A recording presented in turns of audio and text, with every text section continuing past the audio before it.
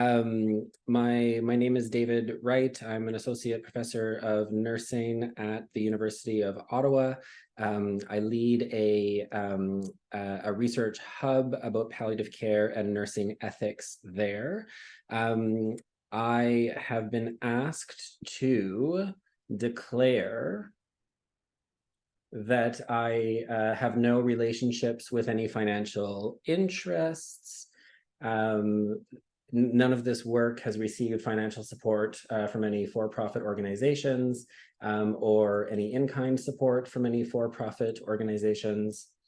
And my learning objectives for this evening, I am going to bring some stories and perspectives of 2S LGBTQ people, stories from some videos that we're going to watch together, stories from some research, both research that I have been involved in and then other research that is published, and then also some stories from my own life.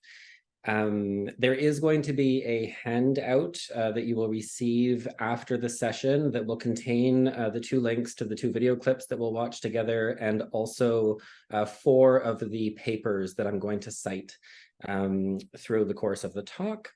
So that's the first thing that I want us to do, is to just engage with stories. I am a qualitative researcher. That is my craft. I believe that knowledge for palliative care practice, for healthcare professional practice, really develops through the sharing of stories, because I believe that through story we come to understand what is at stake for people, and we come to understand how we can build relationships with people that help us achieve what is at stake for people. So that's my hope in relaying sharing these stories with you.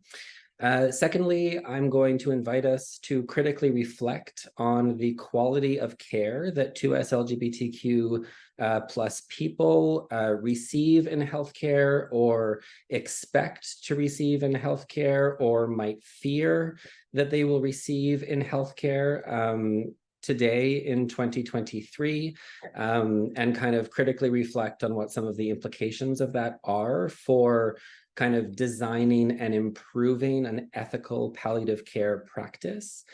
And so I'm going to kind of, achieve these two objectives by sharing, perspectives of 2S LGBTQ people, and the Q in that acronym stands for queer.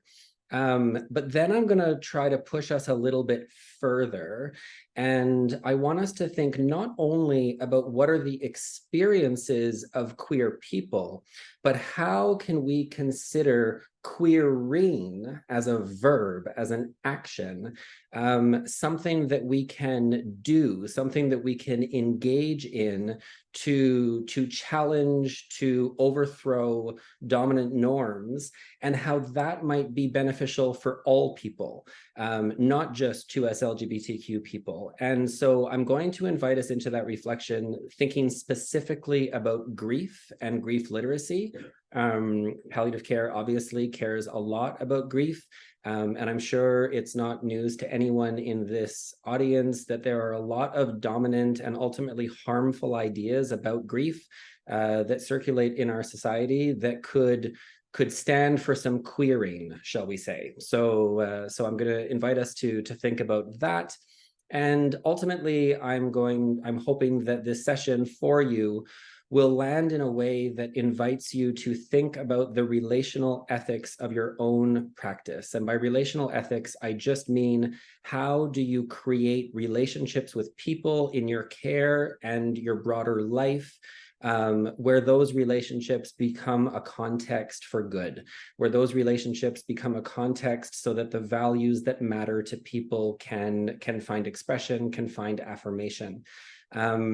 And I think ultimately a relational ethic that is guiding palliative care practice is fundamentally oriented around recognizing and affirming and even celebrating the personhood and the dignity of the people that we care for.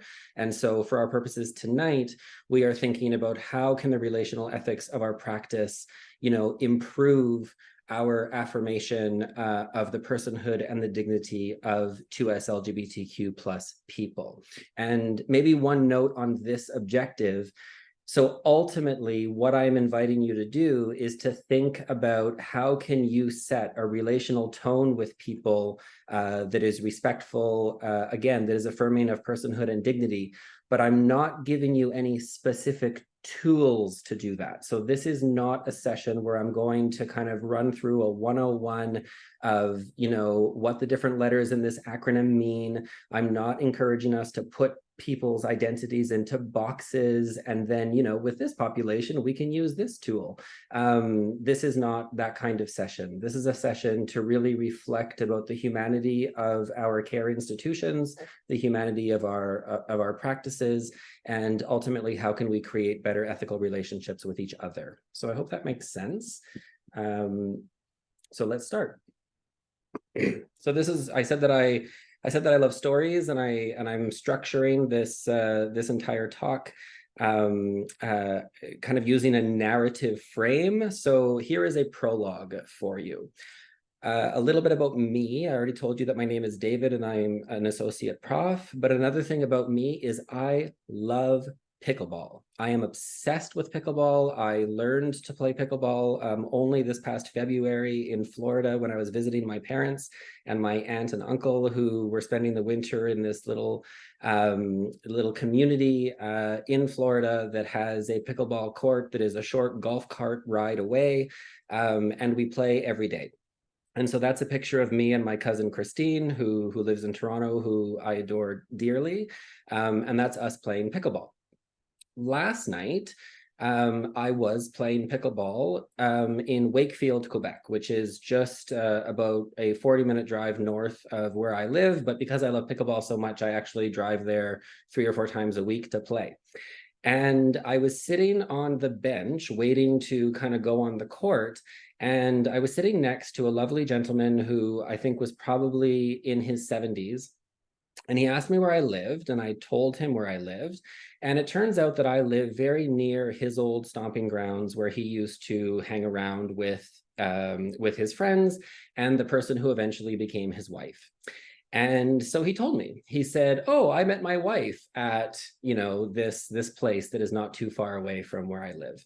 And he said that very effortlessly. And then he mentioned the Royal Ottawa Golf Club, which is it's on the Gatineau side, but it's just across the bridge from Ottawa, not too far again from where I live. But he just, in talking about these different, points of interest for him and these different places that were part of the history that he shared with his wife, he mentioned the Royal Ottawa Golf Club. I got married at the Royal Ottawa Golf Club. I got married in 2009 at the Royal Ottawa Golf Club to a man who I loved very much. And in that moment, my mind raced, as it always does in this kind of situation where I am thinking, do I say that I got married at the Royal Ottawa Golf Club? And if I do say that I got married there, do I say that I married a partner? Can I use the word husband? I don't know this person. He seems lovely. And am I at risk for a horrible homophobic violent attack if he doesn't take that well? Probably not. I feel pretty safe in this little pickleball community that I am a part of. But do I still feel safe enough to share that information about myself? And do I feel like it's going to be met with genuine affirmation? Or am I going to notice this little twinge of discomfort that ultimately then is going to affect the rest of my night? So I don't know if that makes sense to you, but it struck me that this was just one of many examples of how, it's not effortless for queer people to talk about their lives, about their relationships, about their loves in the same way as it is for people whose sexual orientations or whose gender identities do not deviate from the norm. And so for more on, and one other thing that I wanted to say about that is that of specific relevance to the talk here tonight is I not only wondered, should I share that I married a man at the Royal Ottawa Golf Club, but if I do share that I married a man at the Royal Ottawa Golf Club, do I then later say that he died? And that's a question that we're going to return to in a few slides. But for now, I'm going to invite us to watch a TED Talk by Panti Bliss. So Panti Bliss is a famous Irish drag queen. She was one of the leading public figures who led the campaign for the legalization of same-sex marriage, which was legalized in Ireland in 2015. This was a TED Talk that was recorded about a year before that. So I believe this was recorded in 2014. So Val, I will stop my screen share, and if you want to share that video, that'd be great.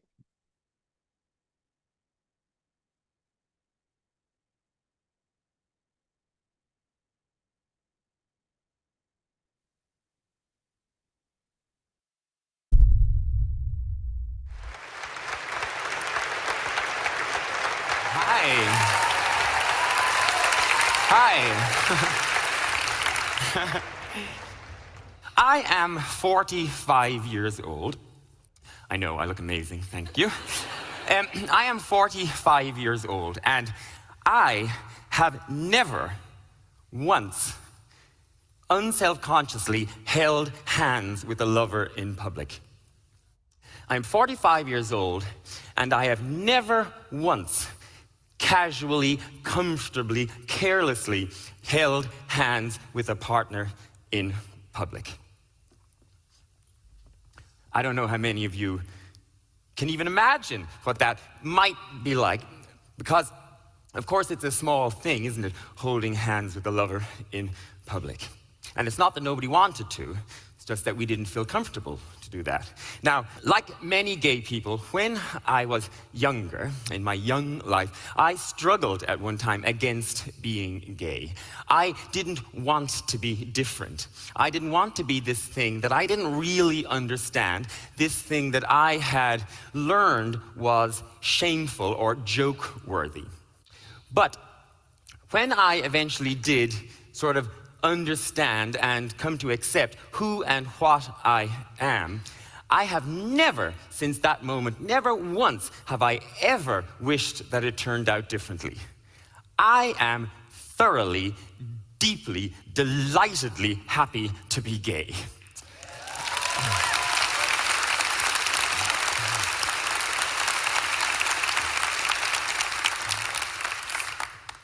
It suits me. I am really good at it.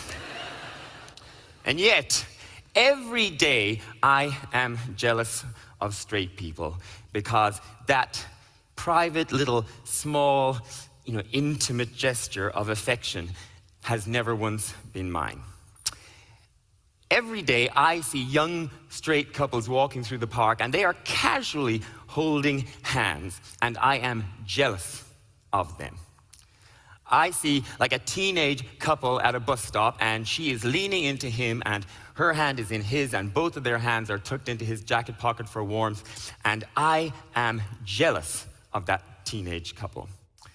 I will sometimes see a man, unconsciously put his hand, a protective arm, around his girlfriend, and she will link her fingers through his, and I am jealous of that.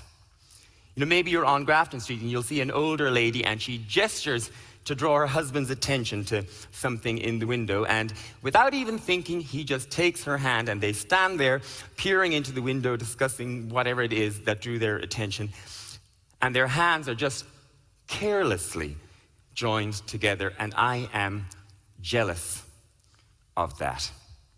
Because gay people do not get to hold hands in public without first considering the risk. Gay people do not get to put an arm through another arm or put a hand on a boyfriend's waist without first considering what the possible consequences might be.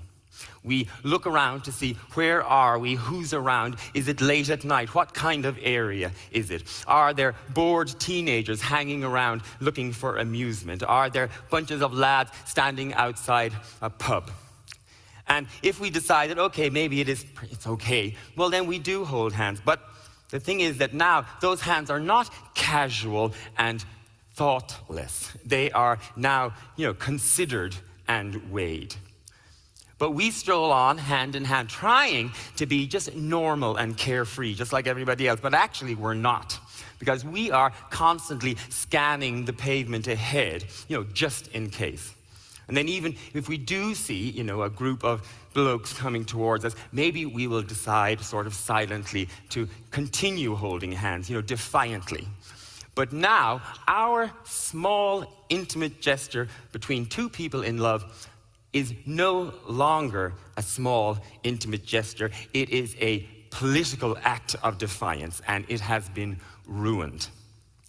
And anyway, then you sort of think, well, we've had such a lovely afternoon, poking around in that garden center, looking at things for the garden we don't actually have. And then you think, all it will take is one spat faggots or a split lip to turn that really lovely afternoon into a bad afternoon that you will never want to remember. And even if you are somewhere where you think, it's perfectly fine here, nobody here is going to react badly to our tiny gesture. I don't know, say you're wandering through a posh department store. Even then, people will notice. Now, they may only notice because they're thinking, oh, isn't it nice to see two gays holding hands in public? But they still notice. And I don't want them to notice. Because then our small, intimate, private, little human gesture has been turned into a statement, and I don't want it to be turned into a statement. Our little private gesture, like Schrodinger's cat, is altered simply by being observed. We live in this sort of homophobic world, and you might think that a small little thing like holding hands in public, well, it's just a small thing. And you're right, it is indeed just a small thing. But it is one of many small things that make us human. And there are lots of small things every day that LGBT people have to put up with that other people don't have to put up with. Lots of small things that we have to put up with in order to be safe or not to be the object of ridicule or scorn. And we are expected to put up with those things and just thank our blessings that we don't live in a country where we could be imprisoned or executed for being gay. And we are so used to making those small adjustments every day that even now we rarely ourselves even notice that we're doing it, because it is just part of the background of our lives, this constant malign presence that we have assimilated. And if we complain about it, we are told that we have nothing to complain about, because aren't you lucky that you don't live in Uganda? And yes, I am lucky that I don't live in Uganda. But that's not good enough. This isn't some sort of game or competition where the person who has it the worst wins the right to complain and everybody else has to just put up or shut up. Our society is homophobic. It is infused with homophobia. It is dripping with homophobia. And when you are 45 years old and you have spent 30 years putting up, 30 years absorbing all of those small slights and intimidations and sneers and occasionally much worse, you just get tired of it. You get fed up putting up. I am fed up of reading yet another article by yet another straight person explaining why I am less somehow than everybody else. You get fed up listening to people describe you as intrinsically disordered, people who don't even know you from their celibate pulpits. You get fed up of the scrawled graffiti, and you get fed up of people sneeringly describe things as gay. You get fed up of steeling yourself to pass by the Saturday night drunks hoping that they won't notice you. And you get fed up of people using their time and energies and talents to campaign against you being treated just like every other citizen.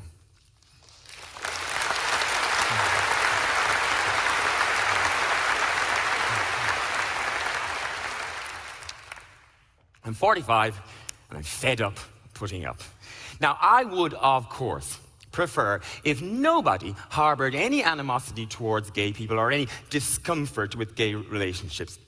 But you know, I can live with the kind of small, personal, private homophobia that some people might have. For example, you know, I can live with Mary in Wicklow, who sometimes turns on the television and sees Graham Norton and thinks, oh, he seems nice enough, but does he have to be so gay? No, I can live with that. I can live with Mary, who doesn't know any gay people apart from that fella who does her hair once a month in curl up and dye. You know, Mary, whose only knowledge of gay people and our relationships comes from what she has gleaned from schoolyards and church and Coronation Street. I can live with that. Now, I would be happy to sit down on the sofa and watch Coronation Street with Mary. I would be happy to have a cup of tea with her and discuss with her why she feels a little uncomfortable with gay relationships. And I would hope that Mary would change her mind. I would hope that she would meet more gay people and find out pretty quickly that we are just as ordinary, just as nice, or just as annoying as all of you people are. And I would hope that she would change her mind, for her own sake as much as anybody else's, because gay people are just as capable of bringing goodness into Mary's life as anybody else. And of course, we could help her with the decorating.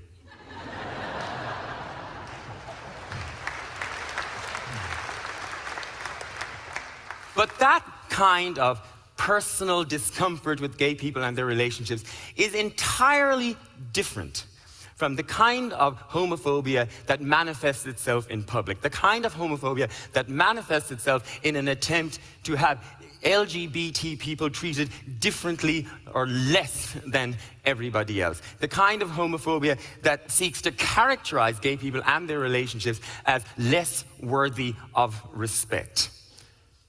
That kind of homophobia I do have a problem with, and I think gay people should be allowed to call it when they see it, because it is our right to do so. Of course, many people object to the word homophobia itself. They object to the phobia part. I'm not afraid of you, they say. But I'm not saying that homophobes cower in fear every time they pass a Cher album, but they are afraid.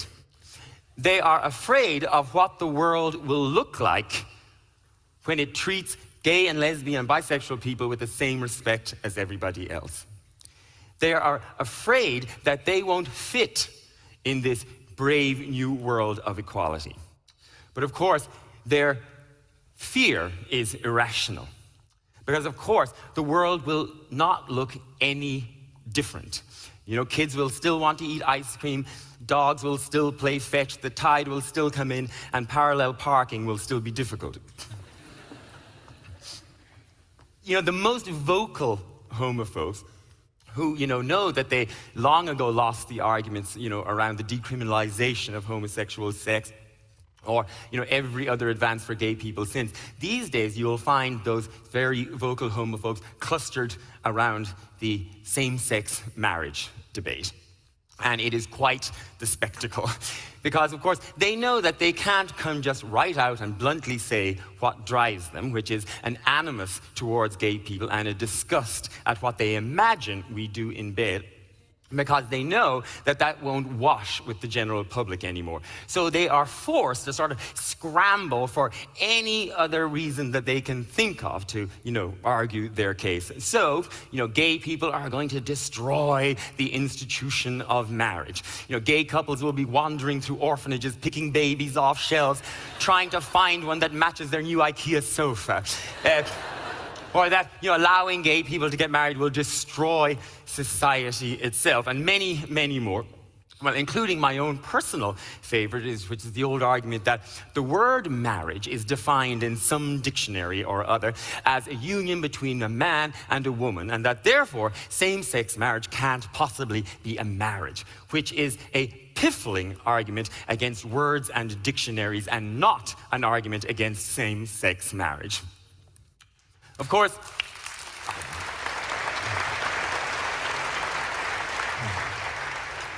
now, of course, the other real driver of homophobia, and you can all clutch your pearls here because I'm going to go here, is a disgust with gay sex.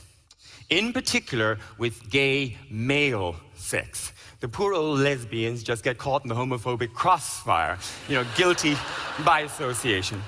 Because what they really don't like is anal sex, sodomy, buggery. And they assume that that is all we do. They feverishly imagine that we spend all day jumping around buggering each other. I mean, they obsess on it. And in fact, what they actually do is reduce us down to this one sex act, whether or not we do it at all. Because we are not regular people with the same hopes and aspirations and ambitions and feelings as everyone else. We are simply walking sex acts. Now, earlier this year, I was invited to take part in the St. Pat's for All parade in Queens in New York. Now, it is a really lovely, charming grassroots event in Queens, which was set up in response to the ban on gay groups marching in the famous Manhattan St. Patrick's Day Parade. Now, in that Manhattan St. Patrick's Day Parade, any Irish group who wants can march. Irish policemen can march, Irish firemen, Irish footballers, Irish community groups, Irish volleyball teams, Irish book clubs, any Irish people who want have a good shot at being allowed to march in that parade, except for Irish gays. Because as far as the organizers of that parade are concerned, gays are nothing more than walking sex acts, and there is no place for buggery in their parade. Now, I actually saw a small documentary once about one of the leaders of the organizers of that parade. They are the Ancient Order of Hibernians, and they're like a Catholic Orange Order. They dress the same and everything. And in the documentary, he was a nice old fella, and he had this lovely wife, and they seemed very happy together. And when I looked at them, I saw this life lived together. And I imagined that if I asked him about their life together, that he would remember, the first time they met. He would remember how nervous he was on their first date together and how proud he was when he turned and saw her coming up the aisle in that dress that she had fretted over for so long. And I imagined that if I asked him, he would remember that phone call to say that she had gone into labor and the dash across town, and the other time when she went so far past her due date that she promised she would bounce up and down on a trampoline until the baby bounced out of her, and how they laughed so hard about that. And I imagine he would remember other occasions, like when their youngest broke his arm and cried all the way to the hospital, and that other time when she was sick and he could not sleep alone in the empty bed, and so in the middle of the night he got up and went back to the hospital even though he knew they wouldn't let him in to see her at that hour. I imagine that he would remember all of those things and many more, all of the small things that go up to making a relationship and making a person a person. And when I looked at him, I imagined all of those things too. But when he looks at me, he doesn't see me that way. He doesn't see gay people that way. To him, we are just sex acts, and there is no place for sex acts in his parade. I am 45 years old, and I am fed up putting up, so I'm not anymore. I'm 45 years old, and I'm not putting up anymore because I don't have the energy anymore. Putting up is exhausting. I am 45 years old, and I'm not putting up anymore because I don't have the patience anymore. 45 years old. I was born 6 months before the Stonewall riots, and you have had 45 years to work out that despite appearances, I am just as ordinary, just as unremarkable, and just as human as you are. I'm 45 years old, and I am not asking anymore. I am just being, human being. Thank you for your time.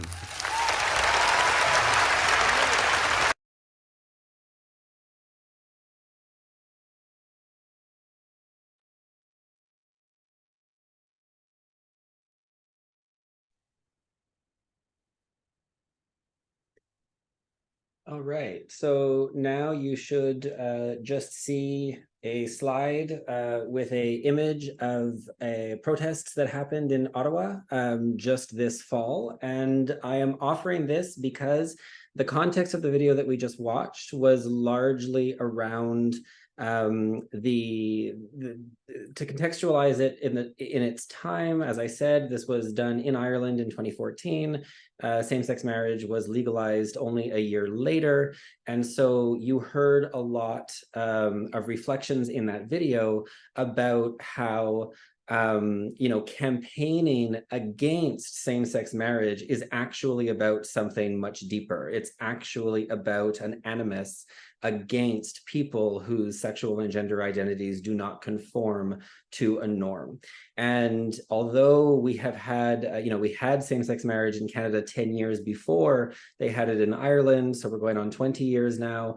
I myself had time to fall in love, get married, get divorced, and then experience the death of the person that I married since Canada legalized same-sex marriage. We see different versions of political campaigning against people whose sexual identities and whose gender identities do not conform to the norm. And right now, what we're seeing right here at home is this, campaigning against, so-called teaching sexual and gender ideology in school, for example. And so this is, I'm not going to go into everything that's happening politically around that, but the point is that, these different movements betray something deeper and something darker. And what Panti Bliss is speaking to here is the effect that it has on a queer person's personhood, on their very sense of personhood, of feeling safe in their space, in their society, in their community, when there are people who are actively campaigning against who they are as people. So I've just highlighted the quote from Panti Bliss from the video. You get fed up of people using their time and energies and talents to campaign against you being treated just like every other citizen. So that was one point that I wanted to highlight from the video, and I will invite your own reflections from the video. But one other thing that Panti said that I thought was very powerful is, she opens her talk by talking about how, I'm 45 years old and I have never once held the hand of a lover in public unconsciously. Now, to be clear, this is not saying that, queer people, we don't show affection to each other in public. We are living in a world, we live in a society where gay people can, be out and they can be in public together. And so you might feel like I'm exaggerating, but again, this relates to my anecdote from just last night. Panti Bliss is not saying that public displays of affection are impossible, but she is saying that they don't happen without first considering the risk. Just like I did last night, just like I had this kind of cognitive moment of, do I say that I got married at the Royal Ottawa to a man? Who is this person? Do I trust this person? I just met this person. This is like this is like an added layer of considering the risk, of considering the safe spaces that we're in. Why am I harping on this so much? Why am I making this such a big point in this talk about palliative care? Because where else do we imagine that queer people might need to consider the risk? It's in care. We know from loads of research that to us LGBTQ people, including those who have been out for years and who have lived fabulous queer lives, will return to the closet when they enter care. And that isn't even necessarily because care institutions are guilty of outright displays of homophobia or transphobia, although sometimes they are, but also in the absence of an explicit affirmation that this is a space where people can feel safe to fully be themselves. So continuing on this idea of, having the freedom to hold hands with people that we love, without fear of risk. This is the title of an article that speaks to this phenomenon of queer people re-entering the closet as they enter care.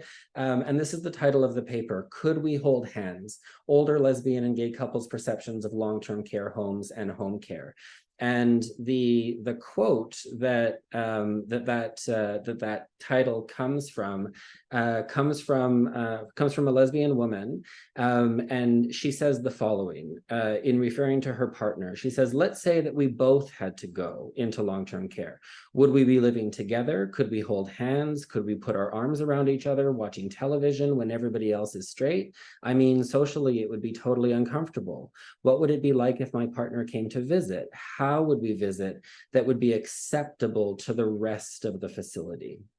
So with this in mind, I would like you to reflect about the video that we just saw, and kind of think about some of the things that, Panti talked about. And I would like to ask us to reflect together. So I'm going to ask you a question, and I encourage you to kind of throw some top of mind reflections into the chat.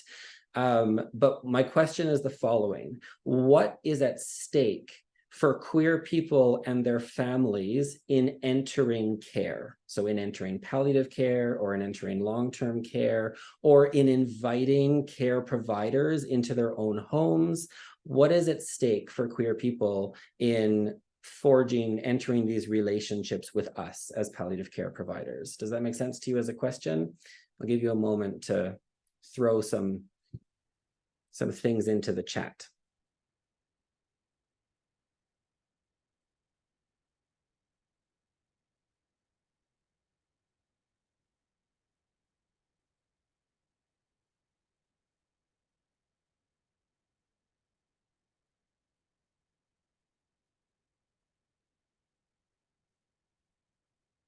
I see Val nodding. So Val, I'll let you. Yeah, so there's some great things to me. Words coming up. So things like dignity, safety, fear, comfort, respect for privacy, changes in behaviors, not feeling like they can be themselves, or that freedom to just be, their personhood, their personality, maybe fearing that they will get less care or different care, fear of how people will react to them and treat them. Yeah. I like, if I think back to this little anecdote, and I'm sorry to continue going back to this pickleball example, but it struck me that, like, on the eve of coming to give this presentation with you, it happened. And the only reason I even noticed it was because I was coming to give this presentation. Otherwise, I just wouldn't have even given it a second thought. It happens all the time. But like, I am a proud, confident, self-actualized, successful professional, queer, gay man. I have no shame. And I mean, there's a whole audience of you out there. I can't even see you, and I have no shame in saying that. And yet I still have this experience, right, on the pickleball court. I don't want to focus on me, but if that's true for me, then what is that like for somebody who is also already so exhausted because their body has been ravaged by disease, because they are facing their own imminent death and they are undergoing all of the existential reflections that we know in palliative care people go through and we try to support them through.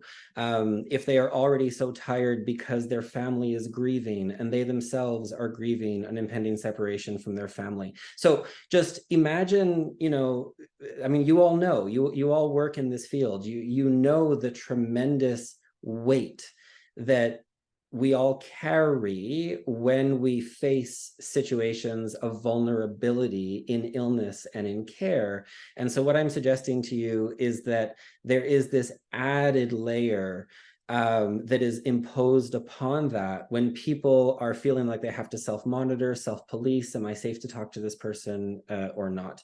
I love that you've in the chat have raised all of these concepts: dignity, safety, fear, comfort, respect.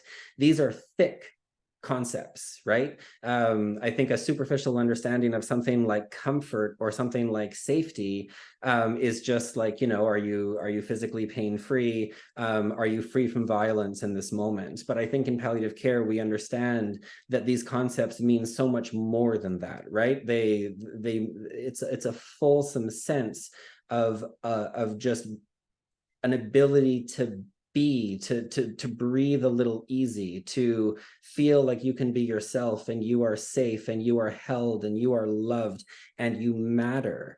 And so I think that's what we're aspiring towards, right? And that's why I hesitate to, you know, devise a presentation where I'm going to give you like tips and tricks to you know, affirm the personhood of LGBTQ people. I mean, yes, please do, you know, use your pronouns whenever it makes sense to do so.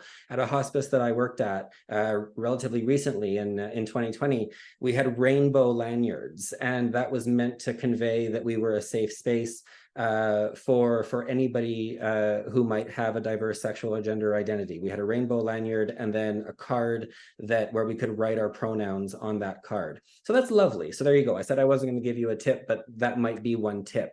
But I hope you can see that what is needed is so much deeper than that. It's so much deeper than a checklist of here's how to make other people feel like human beings who matter. Does that make sense to you? So the reflection that I want us to have is, how do we invite people to feel a full sense? And I'll read these words that just came from you in the chat again. How do we invite people to feel a full sense of dignity, of safety, freedom from fear, of comfort, of respect, and a genuine freedom to be in their relationships with us when they have spent, as Panti Bliss described, an entire lifetime where threats against all those things have only been not so far away. Does that make sense to you? So with that, I will share another story. This is a story of Kathy and her wife, Esther. The story is published in a academic article called She's Dying and I Can't Say We're Married, I believe Perspectives of LGBT Older Adults, or End of Life Care for LGBT Older Adults. I'm going to give you this paper in the handout that I'm going to send to you. It's by authors Kandrian and Cloyes. So Kathy and her wife Esther were together for 30 years. They considered themselves married. They were each other's wives. Kathy developed a form of leukemia, I believe, and as she got sicker and sicker, that would require more frequent visits to healthcare facilities. And whenever they presented for healthcare, they would always introduce each other as as spouses, until they encountered one facility with one particular nurse who Kathy noticed just seemed not too comfortable with them and became a little bit more uncomfortable anytime their relationship status was kind of on display. And the nurse would become a little bit more kind of overtly, not necessarily hostile, but just not the nicest with Kathy and Esther, he would kind of spend less and less time with them. And when he was with them, he would focus only on purely physical biomedical tasks and not interest himself in anything else about them and what was going on. And all of this eventually culminated to Kathy saying to Esther, I don't feel safe here. Stop saying anything about us being married from now on. Don't say anything about us being married. And so Esther, whenever they had subsequent visits with any kind of healthcare facility, she would tick the box for friend and not spouse. So what do you think happened? Kathy got sicker, and in the relationships that they developed with people who ended up providing their end-of-life care, their relationship as spouses of 30 years was not known to anybody. And when Kathy died, Esther was known as her best friend, and she was not known as her grieving spouse, which obviously then had implications for her ability to receive support from other people in her grief, and including from people who had been providing her end-of-life care. These two images are meant to reflect some other perspectives that I have learned about through analyzing a qualitative data set with my colleague, Aaron Stinchcombe, who is a professor of psychology at the University of Ottawa. And we have been analyzing interviews that were done with queer people, LGBTQ people, either who have dementia themselves, early stages of dementia, and they could participate in an interview, or their caregivers. And I just want to bring one anecdote from that data. So we spoke to a woman who was a lesbian woman who was caring for her wife who has dementia, but she was talking to us about the state of long-term care for queer people. And, she actually had said that, like, if I were to win the lottery, I would put all of the money into designing a queer exclusive long-term care facility. And to be clear, that's not because we believe that, queer people should be sequestered in their long-term care. But when asked, well, what would be different? She said, oh my God, everything would be different. The music would be different. The colors would be different. The art on the walls would be different. The activities that people engage in would be different. Everything would be different. And what this reflected to us is that sometimes when we are inhabiting a mainstream culture, we kind of have the impression that it's neutral, but it's never neutral, right? If you go into long-term care and you're listening to like the music that is being played, it is reflective of a certain, music that might have been popular with a certain generation, but is that really reflective of everybody's tastes, right? And notions of cultural competence have really advanced our understanding of this, and I think this is also applicable to a queer context. But she told us two other stories that were related to friends of hers, so a gay male couple who had entered long-term care, and they were both in the same facility, but they were on different floors, and one would visit the other. And so one day, one was visiting his partner, and they kind of curled up and they got into bed together, and they were fully clothed. And an employee of the setting walked into the room and just reacted with like shock and like, oh no, you can't do that, you can't do that. And she was mortified about this, right? And she's like, these are two men who have lived together for much of their adult lives. They live here. This is their home space. And the very idea of them lying in bed together clothed is somehow offensive to the care staff, and that is a huge ethical problem. And she told us this story in the context of critiquing, and we'll come back now to the tools that can signal that your care setting is safe. She was critiquing, the different symbols that we use. For example, the lanyards, the rainbow lanyards that we might wear, the little rainbow stickers that we might put at the nursing station to signify that this is a safe space. And she was basically saying, like, you can put up all the stickers that that you want. You can put up all the rainbows that you want. What actually matters is happening at the level of the care relationship between the care providers and the people who live there. And when this is happening in a space that has those rainbow stickers, then those rainbow stickers are actually doing more harm than good, because they're not only not setting a relational tone, but they're misleading people, because they're leading people to believe that they're safe when they actually know that they can't be.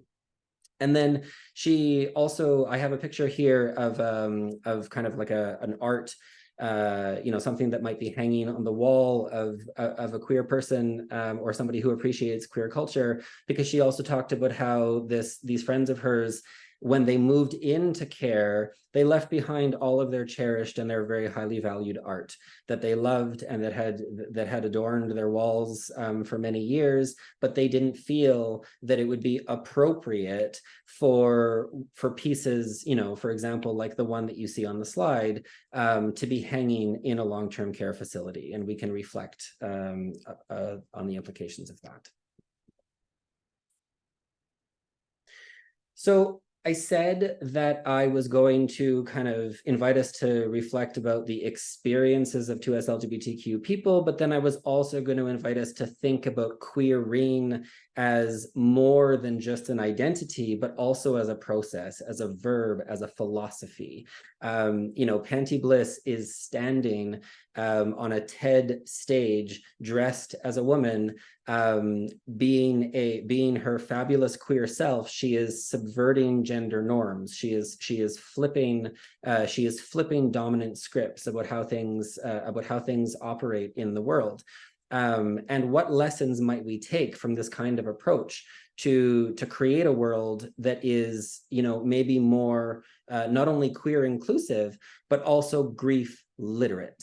So I'm transitioning now to kind of talk a little bit about a concept that I've been working with quite a bit lately called grief literacy.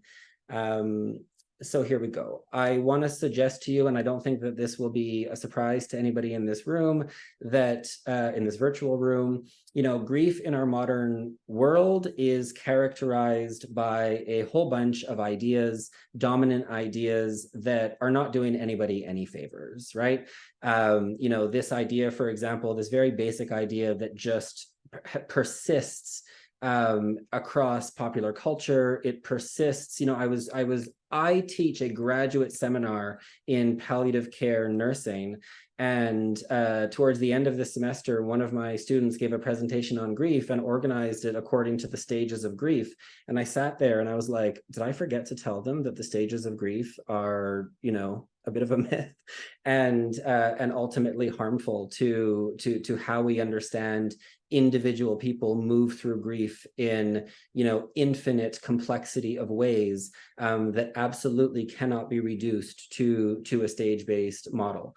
And not only are these models, incorrect and have been largely debunked through research, but they're also harmful because they impose a normative standard about what it is supposed to look like. So now do you see the parallels that I'm drawing here, right? Normative standard about how people are supposed to be and the harm that can bring to people. So we have these dominant ideas about how, in grief, we're going to progress through a series of stages that ultimately is going to culminate in acceptance and moving on. We expect people to push through their grief, and ideally, while they're pushing through, to be as productive as possible, right? Legislatively, our bereavement leave policies are largely non-existent, and when they are existent, they don't serve people too well, particularly people who are precariously employed.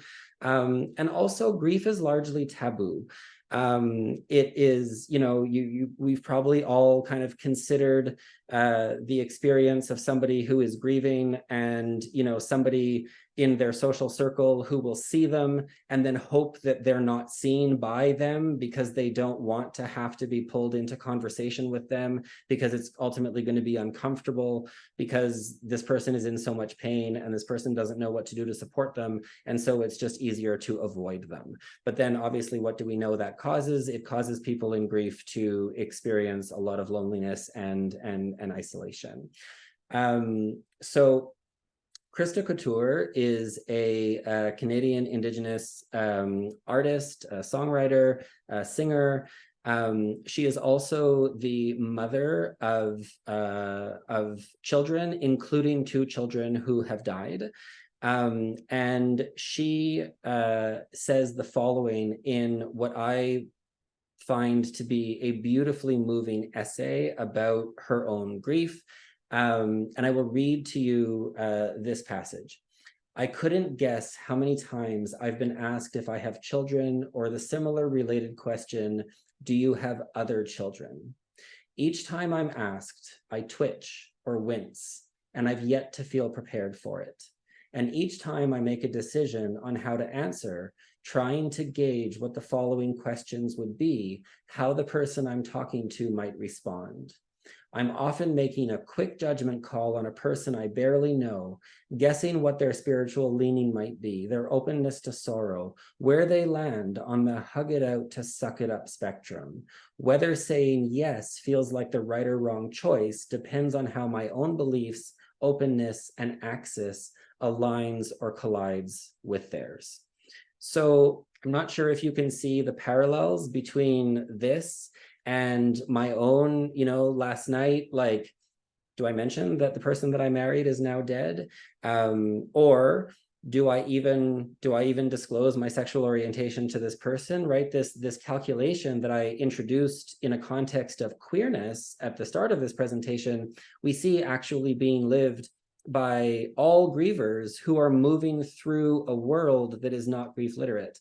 Moving through a world where they can't necessarily automatically expect to be met with affirmation, to be met with an invitation to connect, to receive solace and comfort, to receive. Let me read the words back to you that you just gave to me in the chat. To be received with dignity and safety and freedom of fear and comfort and respect, and a freedom to just be sad, a freedom to just be in grief. Does that make sense to you? So this world that I'm calling for, where we can, make it more queer inclusive, and we can make it safer for people whose sexual and gender identities deviate from the norm. If we're willing to kind of, flip dominant narratives about what kinds of people we're supposed to be, maybe we can do the same for dominant narratives about what grief is supposed to look like and the normative expectations we put onto grievers. This is just one other example. This is, there is a Canadian bioethicist. Her name is Françoise Baylis. She works out of Dalhousie University in Halifax. Her mother was Gloria Baylis, and she wrote this beautiful article called Still Gloria, Personal Identity and Dementia. And this article is going to be given to you in your reading list, or in your list of works cited for this talk. But basically what she's doing with this article is she is arguing against the dominant narrative that suggests that when you lose your memory, you lose your personhood. When you stop being able to recognize other people, then those people simultaneously lose their ability, apparently, to recognize you.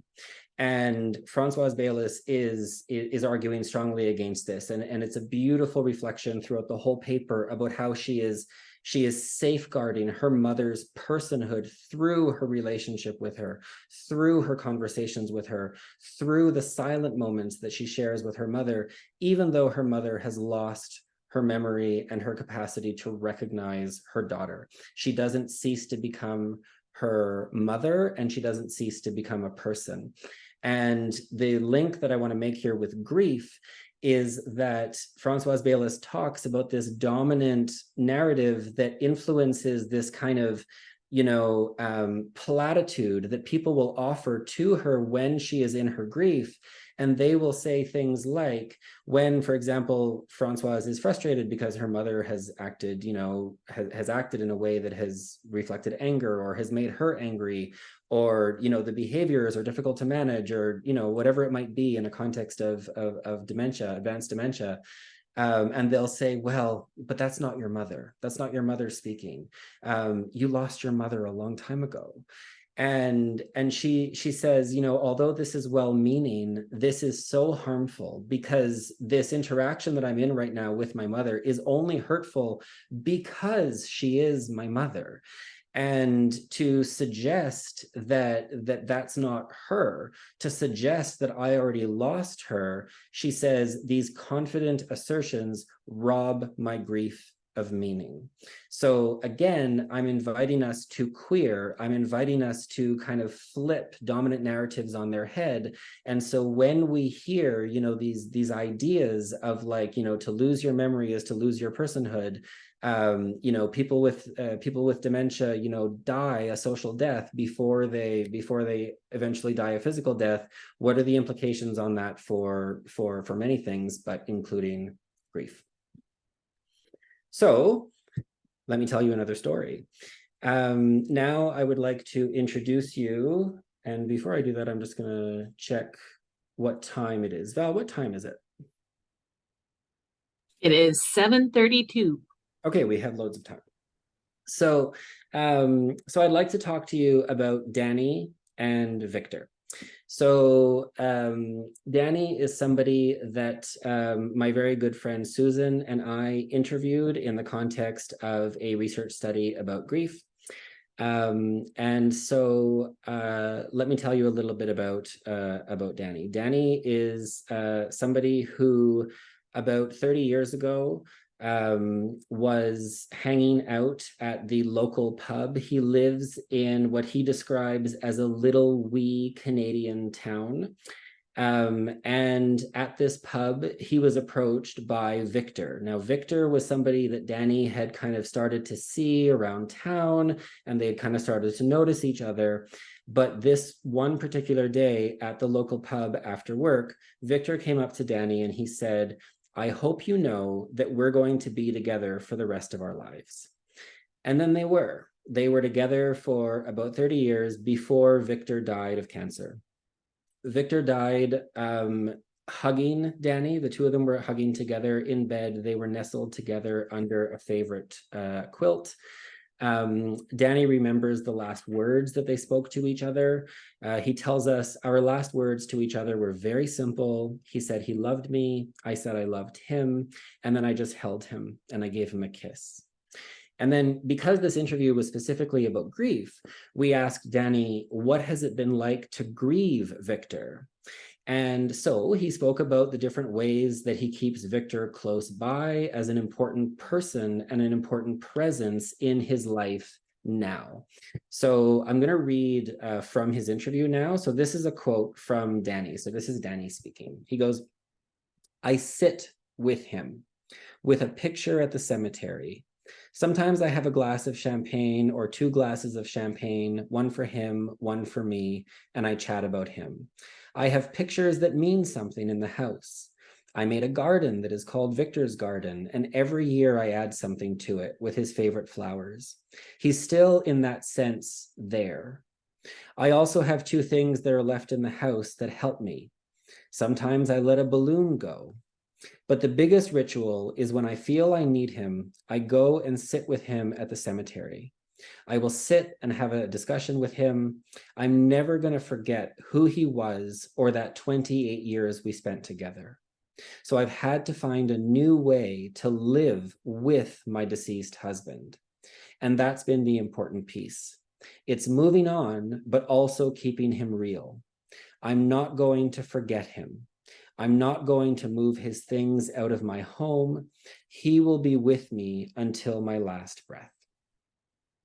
I'll take a moment and pause here, and I would like to invite people to put into the chat any reactions or reflections or thoughts they have in response to this story, and in particular in response to how Danny is describing his grief.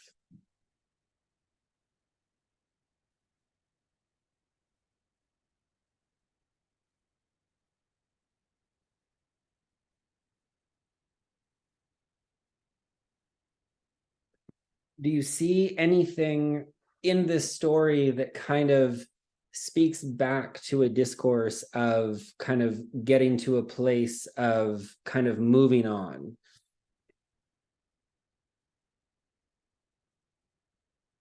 Because something that really stands out for me in this quote is the idea of continuing bonds, the idea that he keeps Victor alive as a presence in his life. He finds a new way to be in relationship with his husband. But this kind of runs against some of these more dominant ideas that, suggest that we have to kind of, just the person that we loved who died is in the past, and we need to move on into the future. Does that make sense? Yeah, so that's kind of some of what's coming up around how love lives on, and they're always together. And somebody just said that's beautiful, and I just thought this is beautiful grief when I heard that story. Speaking his name invokes marvelous warm feelings, and moving on in a way that works for him. Continuity, but also recognizing the reality of what's happened. Now, let me ask you maybe a bit more of a provocative question. Do you trust, knowing what we know about the current state of long-term care in Canada, even the palliative care places that we might work in, do you trust that when it's Danny's turn to receive end-of-life care, that he is going to be in relationships with people who are going to be able to create a context with him where he can express who Victor was to him and express this part of his identity as Victor's husband? Because Danny is telling us that he continues to be Victor's husband, even though Victor is not alive anymore. And so let's say 15 years later, Danny ends up in long-term care. Is he going to be seen and recognized as Victor's husband, do you think, in his own experience of end-of-life care? What are your thoughts? A couple folks have said they sure hope so. I would worry a little bit. Somebody else said no. I just don't know that we're there. And it might also, somebody mentioned that it might also depend on who else is involved in the family context at that time. Yeah. Right? Are those people supportive of this? Absolutely. Can you think of ways, in palliative care, we're very good at kind of inviting people's narrations of their biography, and we're very good at thinking about, applying a whole person lens to people's, to who we understand people to be. How would you, in your own practice, if you received Danny into your care, how would you invite recognition of his identity as Victor's husband?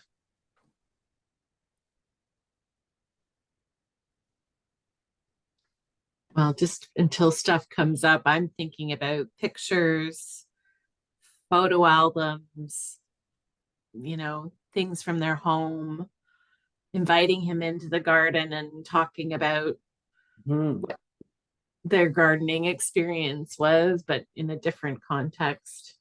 Yep. It's come up around listening and respecting the stories, talking to him about his husband, telling me what is meaningful to you, that would help me to provide the best care for you. Letting him talk about his husband and encouraging him to have souvenirs in his room, talking about what he loved about his husband. Lovely. I love all of that. Thank you. Thank you for sharing. This image is of Dick Hansen and his partner, Bert Henningsen. It's a picture that was taken at the height of the AIDS crisis. They are sharing a kiss in Hansen's hospital room a few days before his death from AIDS. At the time, the press opted not to run this photo, fearing that it would alienate some readers.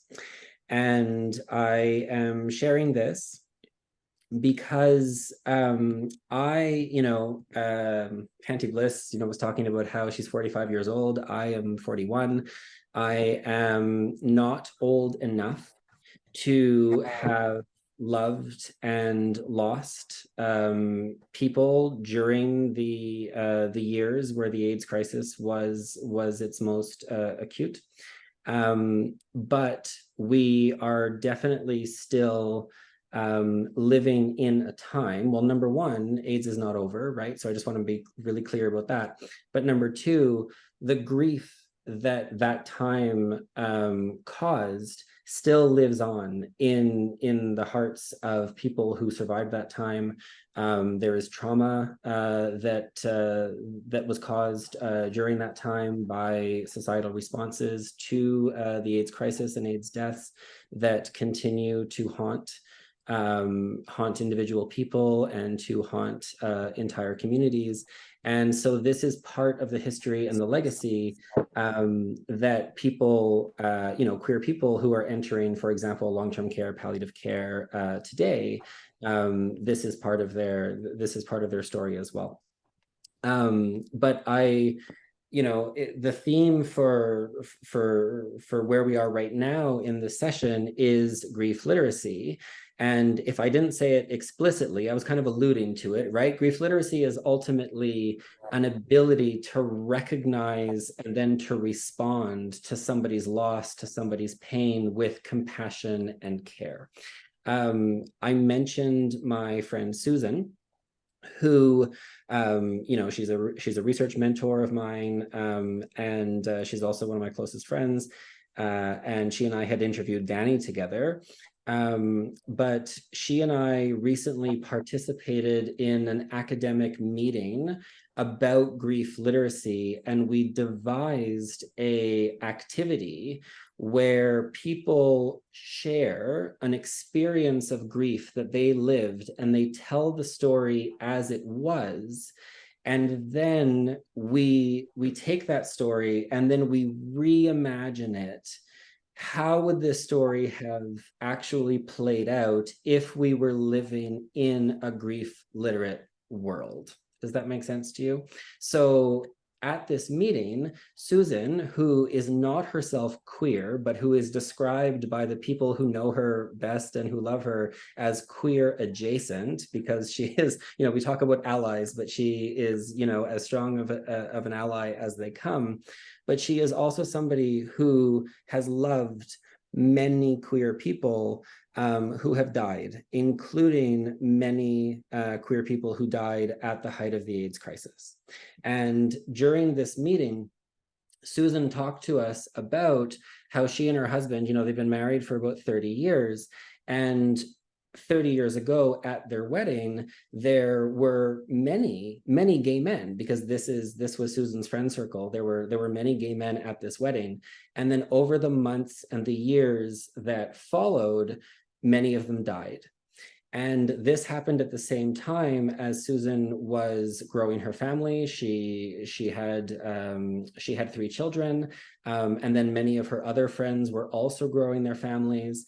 And so she was living this kind of, stage of, life transition where you're kind of welcoming new life and you're growing your family, but also living intense grief over the loss of many friends to AIDS.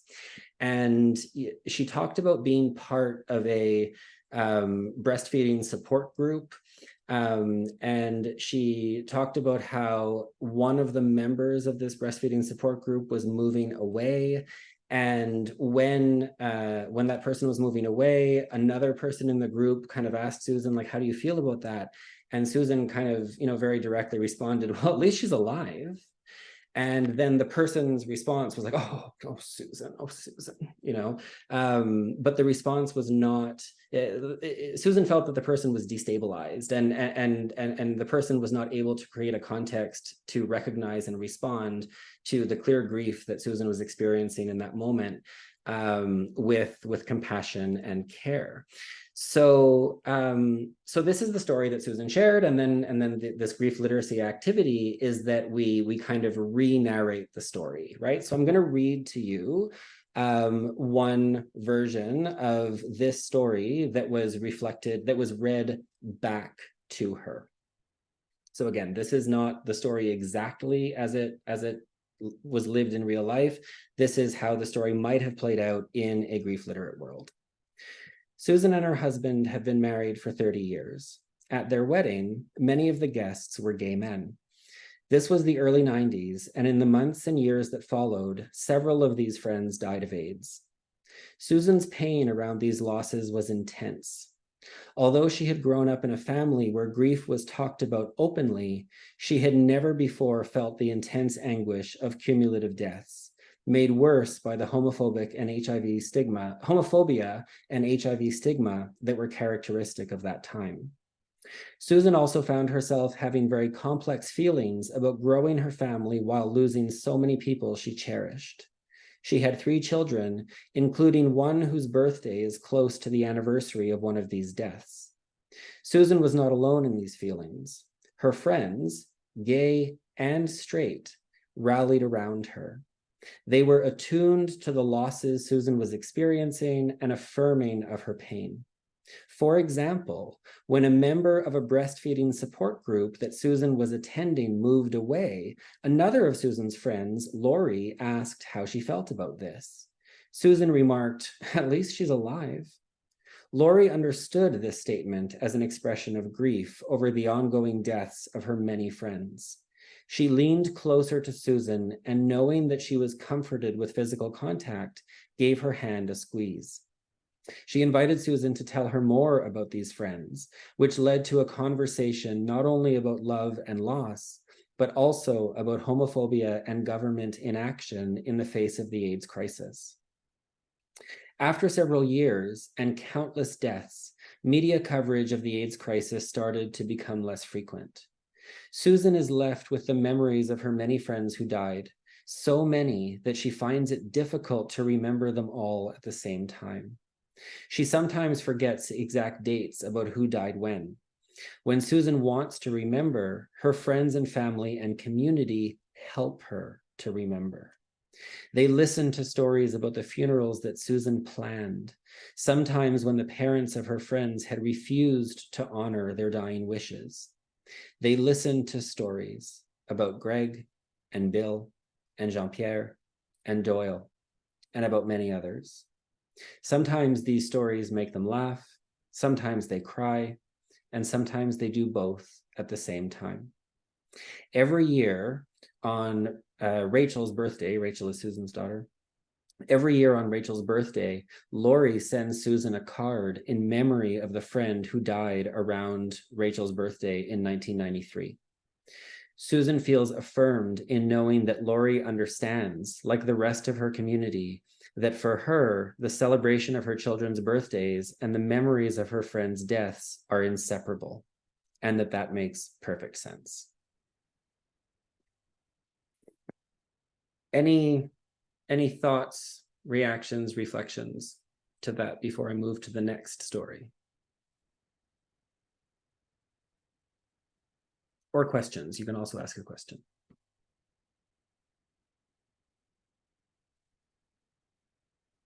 And if we're not seeing anything, then I'll just invite us to take a breath, and then we will move forward.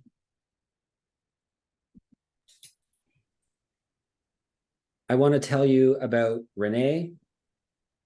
Renee is a pseudonym, but Renee is a nurse that my brilliant graduate student, Christina Ma, interviewed for a study about nurses' moral experiences of ethically meaningful end-of-life care. And, we're surrounded by palliative care people on this call. If I asked you for your stories of ethically meaningful care, I know that my heart would swell with the stories that you would tell me. So here is one. Renee told Christina in her interview about caring for a patient who was involved in a very serious motor vehicle collision, such that she was not conscious and she was expected to die. And she was in critical care. And Renee was talking with the patient's husband. They were newlyweds, and got to know him a little bit and got to know the patient a little bit through the husband, and learned that one of their favorite things to do together as a couple was to snuggle up together and watch movies. And so Renee was like, well, there's got to be a TV around here somewhere. And so she managed to find a television, and she brought the television to the foot of the patient's bed, and she moved all of like the technology and tubes and different things out of the way, created space in the bed so that this patient's partner could get into the bed with her. They put a movie on, and the patient died while her new husband was holding her, and they were watching this film. This is obviously a very touching story. It's a testament to what is possible when healthcare is attentive, obviously not only to the biomedical and the physical, but to the relational, to the values that matter, to people's life experiences. What is at stake for you in this moment? You know, Renee is able to recognize that this woman is going to die, and how she orients her care in this moment is she has the opportunity to create a memory that is going to be part of this gentleman's grief story for the rest of his life. He's obviously never going to forget this moment. It's also extremely honoring of the patient's personhood, seeing the patient as a person, affirming her dignity. Let me once again read back the words that you gave to me: dignity, safety, freedom from fear, comfort, respect, and freedom to be. I think that this is a lovely story that shows all of those values in action, right? Can you see where I'm going with this? Wonderful story. Do we know that, and I'm not talking now about Renee. I love Renee. I trust Renee, even though I've never met her. But in general, do we have confidence that that this couple would have had the same end-of-life care experience if they were queer? And I think we know the answer is no, because if they were, for example, a queer couple whose previous encounters with healthcare had made it such that one had told the other, don't say anything about us being married if ever we're in a hospital, then would the partner have even felt safe to disclose that their favorite activity to do together was to curl up and to watch a movie?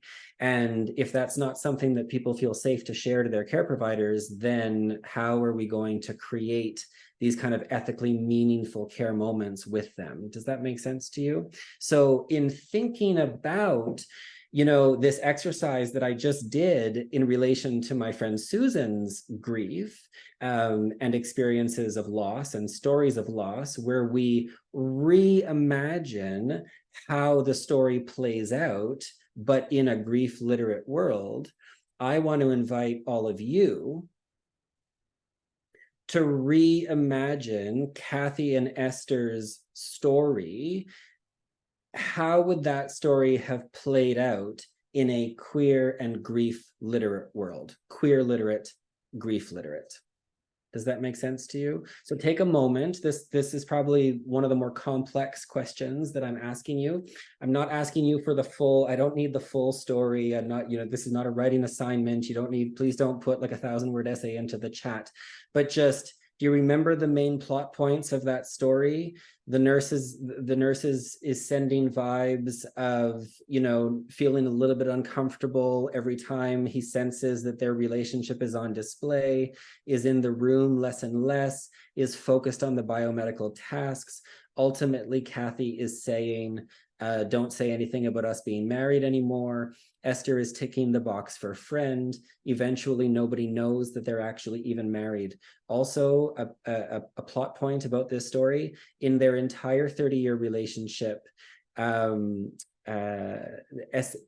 believe it was Esther who never once met Kathy's parents, which whenever I kind of share that plot point with audiences, I say that it is both shocking, and that should shock us, the idea of being in a relationship with somebody for 30 years and never meeting their family. But while it's shocking, it's unfortunately not surprising, because we know that for many queer people, their families of origin are not a place where they can just be, and where they can share the relationships of the people whom they love with, their parents or whoever it might be.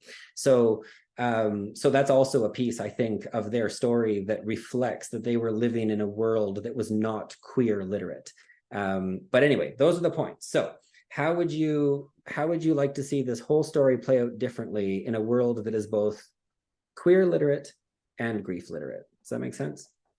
Anything coming up, Val? Not yet, but I was just thinking, you mentioned they were on 2 different floors, right? Not those two. The two who are the ones who were on different floors were the Okay. gay male couple in long-term care. Okay. But we can reimagine that one too. Well, I just feel like you would have hoped when they came into the place, people would have asked the questions about who's most important to you. I don't know. It doesn't get over their fears of disclosing that. Yep. But I would just hope that when we do our kind of admission assessment and have those conversations about what's most important to you. It's interesting. Somebody mentioned, and it was in relation to the previous conversation about, bringing the person who died into the care situation, but we need to ask residents about their partners or their spouses to learn about the resident's life and connect with them on a human level. Yep. Right. And one would think that if we do that, make those connections on a human level, we'd find out who's most important to you and how can we help support that relationship ongoing. Anyway, now there's more stuff coming up. 100%. Just to that, I'll say, I forget if I mentioned this as part of my intro, but throughout my academic career, I have worked clinically here and there, including at a residential palliative care facility from 2019 to 2022. I was a direct care nurse. I would often do evening shifts. And I remember sitting with a gentleman who was a patient, who had been a patient there for several weeks. And I was just sitting with him at the dinner table, and it was just the two of us, and there was nobody else around. And he started to tell me stories about his life. And in those stories, it was very clear that he was gay. And he talked about different people that he had relationships with and different travels that he had gone on with these people. And I mean, it was a lovely moment where I got to learn about this person.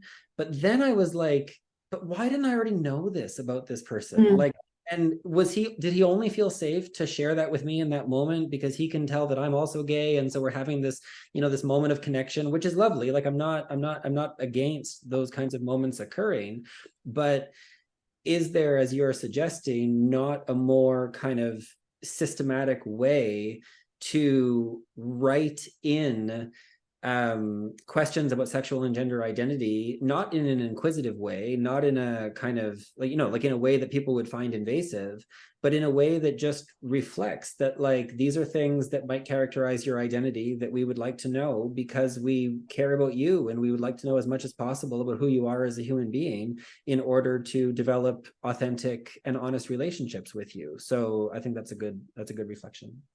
So Crystal's done a nice job of reimagining. So they would have felt safe to be open about their marriage. They would have received the support that is afforded to married couples that is not the same support afforded to friends. And Esther would have received the support as one who's lost their life partner, friend, and most important person. Lovely. There's been a few folks that have said, reimagining that they would have felt comfortable saying to the nurse that they didn't feel comfortable. And I'm wondering if you want to comment on that, David. Sure. Like it's not just a question of being able to say, well, I don't feel safe with you. Not everybody has the courage to say to somebody, I don't feel safe with you as my nurse, right? Yeah. So it's interesting. I've had a lot of conversations about this particular article with a colleague of mine. Her name is Jane Schulman. She's actually a cultural studies expert, but she has done a lot of work about queering nursing education. And so I actually record a podcast with her every year where we discuss this paper and we post it for our nursing ethics students at my university. And over the years, in the conversations that I've had with her, so she is a lesbian woman who also has experienced many health challenges herself. And so she's, often in and out of hospital and has been over the years. And she's talked about how, there is the threat to your personhood and your safety that you experience when your gender or your sexual orientation is not recognized. But then there's the next threat to safety that comes when you have the audacity to correct the person. And sometimes the harm that comes in that moment is much worse. So for example, we can imagine somebody being misgendered, and this is going to brace yourselves because I find this quite horrible, but it's real. So I am going to say it. But we can imagine somebody being misgendered in a healthcare setting, correcting the person who has misgendered them, and the person, a hospital employee, responding with, well, how was I supposed to know? Look at you. This happens. And so queer people, again, I'll come right back to that first lesson that we opened this whole session with, this idea of calculation of risk. Yes, absolutely. We want people to feel like they are able to kind of, affirm themselves and to stand up for themselves.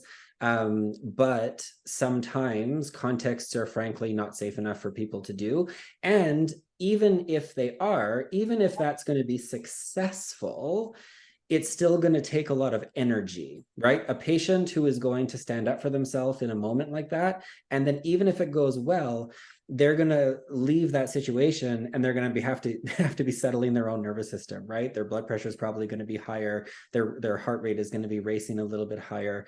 And when this is something that you are experiencing, again, as I said before, over on top of whatever other vulnerability you are experiencing, because you are presenting, nobody shows up for healthcare in their top shape, right? Like we all, when we are experiencing healthcare, we are at a heightened moment of vulnerability.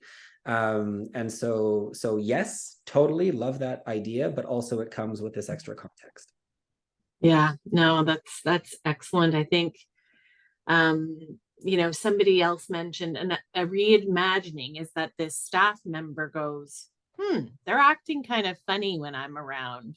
I wonder what's going on. And they have some, self-insight to say, maybe something I'm doing is making them uncomfortable, right? That would be a nice reimagining. Totally. So Val, what is the time currently? It is 8:04. Okay, so what we're going to do is we are going to watch the last of the video clips that I wanted us to watch, and then that will bring us to about 10 minutes too. So we'll have about 10 minutes left to react to the film and to kind of have some closing thoughts. So this is a film called Not Another Second. These are screenshots from the film. This is filmed in a context that is not Canadian, and I don't have time to go into it, but please know that every single historical event that is mentioned in this film has a Canadian equivalent. So for example, like, when they're talking about like the purging of queers from the public service in this film, even though they're not talking about Canada, the Canadian government did that too. So each of these has a Canadian equivalent, just like, the Irish context that I described earlier, it was about something that also plays out here in Canada. So I will invite us to watch this film. Please take note of what strikes you. And then we will come back and discuss. So Val, if you want to share the video. You have to unshare first. Yep, done. Sorry.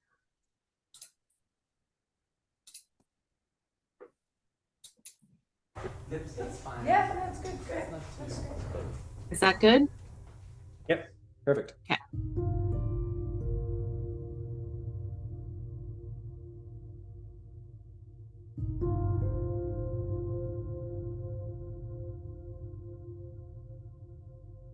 I came out at about the age of, it wasn't until I was about 60. I was 40 years old when I came out. I actually knew that I was a lesbian from the age of 5, but at the age of 16, I decided no more girl clothes. So I guess you can say I really came out at 16. At least 25 years ago, when I realized that I was gay and could come out. And I still had that stigma that it was wrong. 16 or 15 years old, I kind of realized that there was something different about me.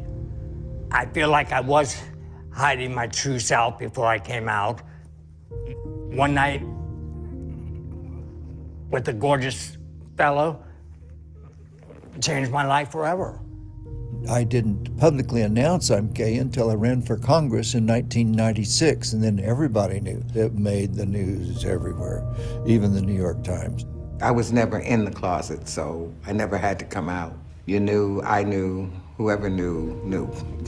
I faced more problems being a black woman than I did as a lesbian. Once I came out, there was no going back. And especially being lesbian and black and in a church, it was difficult, but I stood my ground and I refused to let people intimidate me. I came out twice. I came out as a gay man, and then I came out as Pearl.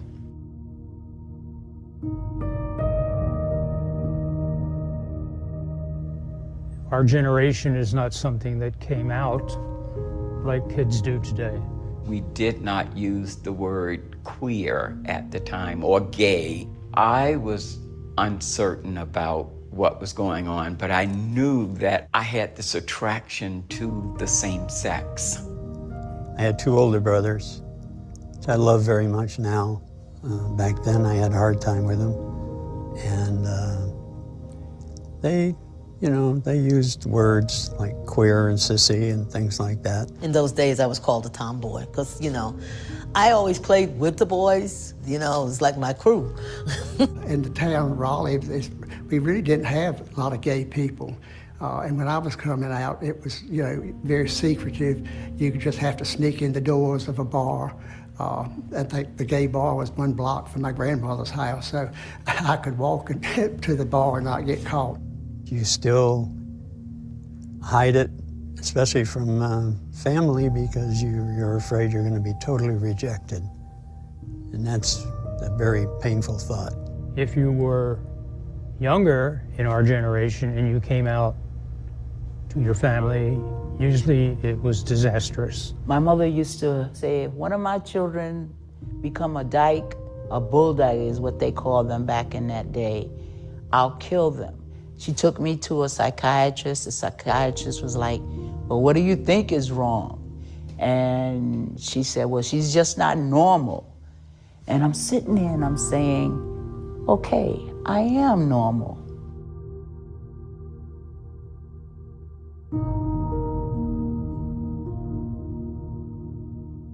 In the 50s, coming out was not even an option necessarily, It was still a crime to be a homosexual, obviously. You had the determination that homosexuality was a disease, the lavender scare, which kept a lot of people from working, the raids that went on, just because someone would decide, okay, it's time to go raid this place. So there was a part of me that wanted to be a traditional gal. I thought that was my right path. I remember early on thinking I would never go into a gay bar. What's most painful was how I reacted to other homosexuals, other people, non-heterosexuals.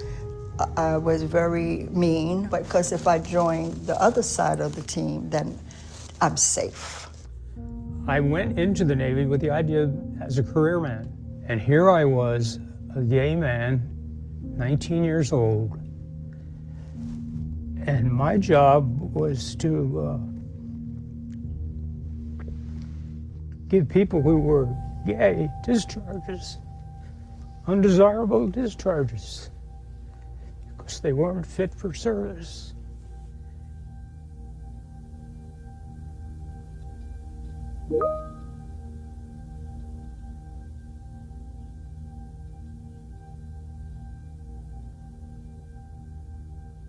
I had a friend that committed suicide because he was gay, and he felt back when we were growing up, you had to be married, or you were gay, if that title was put to you. I thought if I got married and had a baby, I would be okay. Then I wouldn't have to tell my mother that I like girls. I wouldn't have to tell anyone that I like girls. I would be the norm. At that point, my mother was, of course, mortified. And she just decided that the best thing to do to cure, so-called cure, was to get married. So I got married at 14 years of age. I met my partner, Michael, in 1968. Earl came into the house, and I looked at him. He had on a white dress shirt. It's summertime, and brown khaki pants. And at that time, when I looked at him, I thought, you are a knockout. And so I told God, if you let me have him, I'll never want anybody else. It didn't take long. It was like 3 or 4 weeks where we started making plans to move in together. In high school, I realized that I really liked another classmate. He was not gay. I didn't find there was very much difference between loving a man and loving a woman. In general, love is love. We met at Sage. She started flirting with me. I called him and said, when a lady invites you out, you don't refuse them. Okay, so I went. And she's been with me ever since, because she was crazy about me. We've been together ever since. Okay, we've been together. We're married, yes. Yes, 2008. 2008, when they allowed us. Right after. Allowed us.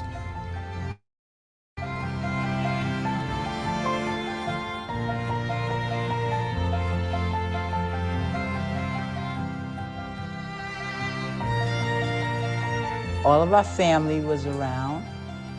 I got down on one knee and asked her to marry me. All of our friends, everybody has accepted us as a couple, a nice looking couple, I might add. But it was 44 wonderful years. When Michael died, I was 60. And Michael was diagnosed with AIDS in '88. And he died 4 years later. My entire life changed at that point. Hold it. Hold it. I started going out to Fire Island by myself, and I started doing a little campy drag, but I always took it off before I went back in the city. You know, it was almost like you were in a secret society somewhere. The gay bars were named after birds, and so you would know the bird name. That was a bar you could go to. I felt so free out on Fire Island. it was a gay community. The best thing about finally coming out of the closet was being honest with myself, with the world.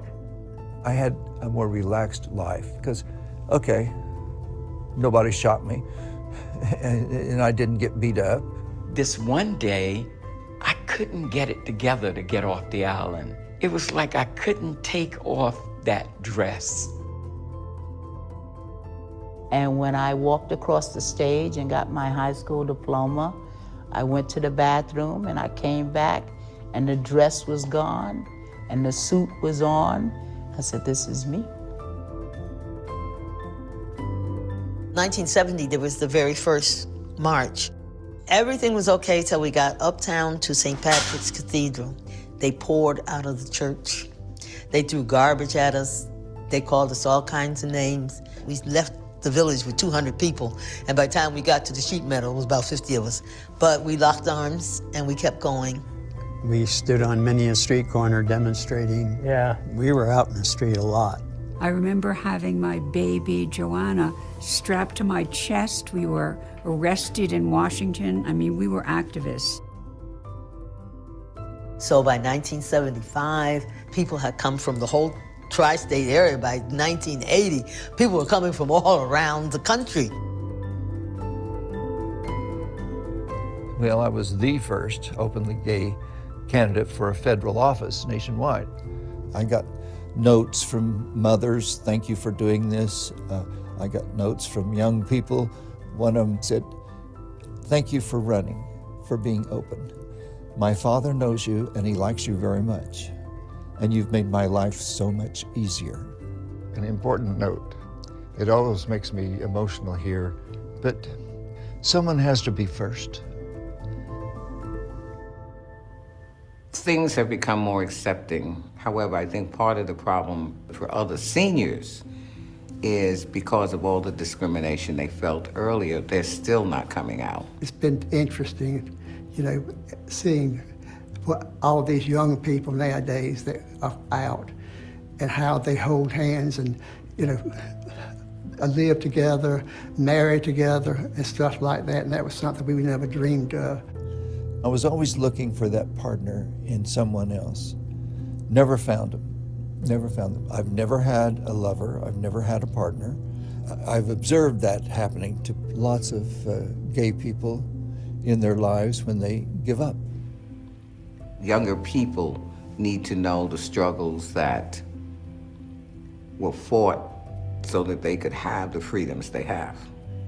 Just be yourself and accept yourself, and hopefully the people that count will love you regardless. Be true to yourself and don't let anybody dissuade you from your dream. You know who you are, and don't let nobody turn you around. I would recommend saying 10 times a day, this is me, and it's okay, and I really like me. I think I lost a lot of years not being myself.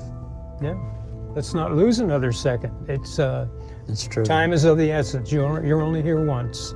For the rest of my life, if nothing else happens, wow, this is me.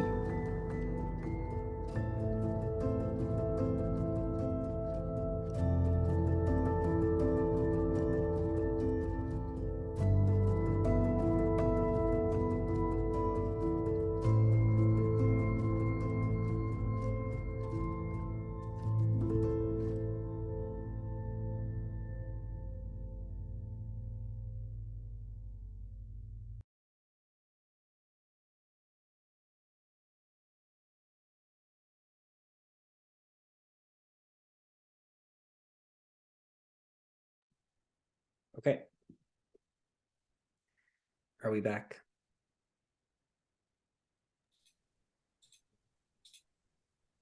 We're back. It's not my first time watching that, and it makes me feel verklempt every time I watch it. Yeah.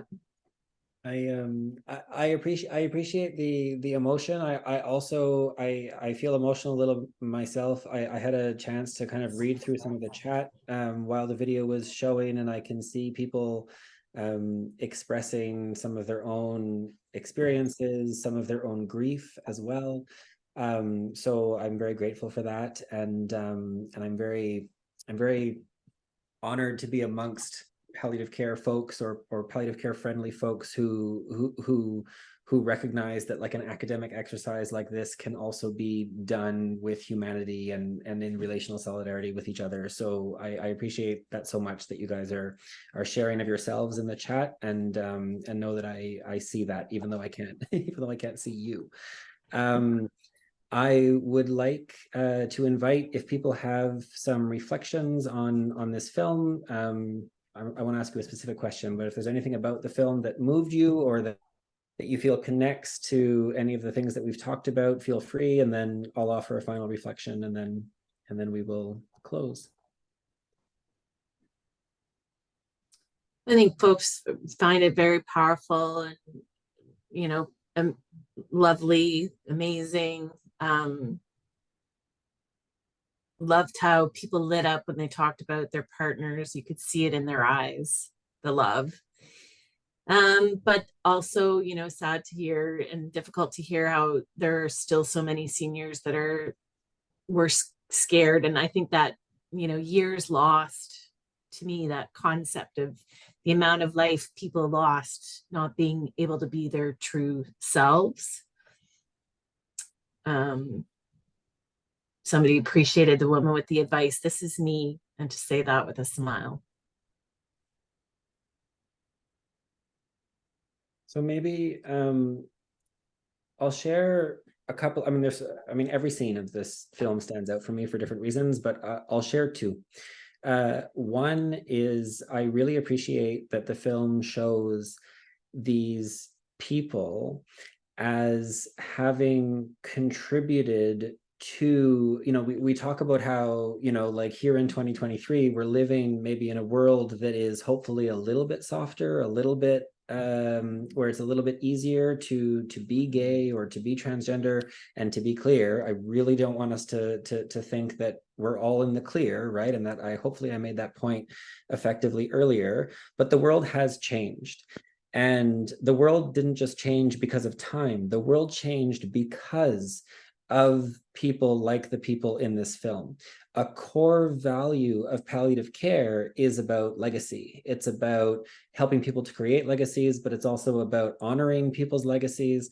And so part of recognizing somebody's personhood in palliative care is about honoring and celebrating the ways that they might have contributed to making the world a better place for, you know, for people who are oppressed, for people who for sexual and gender minorities and other types of people who are you know, live on the margins of society. So does that make sense to you? Like, I would like, you know, you, like Val, earlier you talked about photos. Like, I would hope that the people in this film feel like they can bring those photos of themselves being activists, standing on the front lines, putting their bodies at risk in order to stand up. We talked about standing up for yourself earlier.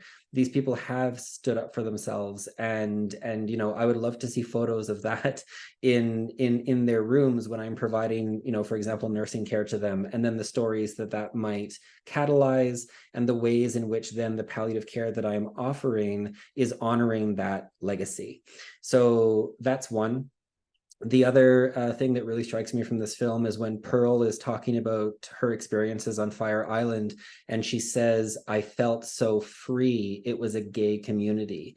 And I love that so much. And I think that is what we should be aspiring towards. We should be aspiring towards creating care communities, long-term care facilities, palliative care units, palliative care hospices, whatever it might be, where people like Pearl can enter into these spaces and can feel as free as she felt when she was surrounded by people who she knew were affirming and celebrating of her personhood and her identity.